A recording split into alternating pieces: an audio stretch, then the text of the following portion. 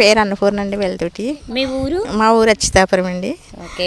మీ ఊర్లో మండపేట నియోజకవర్గం నుండి ఎలక్షన్స్ వస్తున్నాయి కదా, వస్తుంది. ఏ పార్టీ అధికారంలోకి వస్తే బాగుంటుంది అనుకుంటున్నారు? జగన్ పార్టీ వస్తే బాగుంటుంది. జగన్ పార్టీ అన్నిటికీ కూడా మాకు చాలా బాగుంటుందండి. 18 ఏళ్ళు పడుతున్నాయండి. హాస్పిటల్ కూడా దగ్గరగా బాగున్నదండి. అన్నీ బాగా చూస్తున్నారు. మాకు రజ్జిగిలమండి మేము. అయితే మాకు 10,000 రూపాయలు పడుతున్నాయి. ఇంటికి వస్తున్నాయండి. ఇంటికి తెచ్చిస్తున్నారండి. వాలంటీర్ కూడా చాలా బాగా చూస్తున్నారండి. తెచ్చి మీ ఎమ్మెల్యే గారు తెలుసా మీకు? కోట తిరుమూర్తులు గారు. ఓకే. తిరుమూర్తులు గారు మీ ఊరికి ఏమేం చేశారు? అన్ని రోడ్లు అవి బాగా వేస్తున్నారండి. హాస్పిటల్ అది కట్టించారు. కానీ ప్రస్తుతం మీకు ఉన్నటువంటి ఎమ్మెల్యే జోగేశ్వరరావు గారు కదా, ఆయన ఏం చేశారు? ఆయన పనులు ఏమేమైనా చేశారు? ఆయన ఏమీ చేయలేదండి.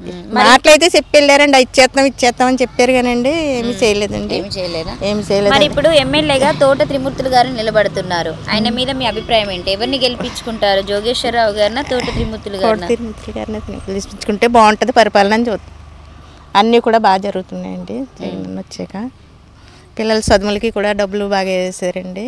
విద్యాదేవుని మీ ఇంట్లో ఉన్నారా పిల్లలు? పాప ఉందండి. వచ్చాయి మీ పిల్లలకి? అదండి విద్యాదేవుని అండి. అమ్మఒడి అయితే రాలేదండి, కాలేజీకి వెళ్ళిపోయిందండి. ఇప్పుడు విద్యాదేవున ఏదో వస్తుందంటండి.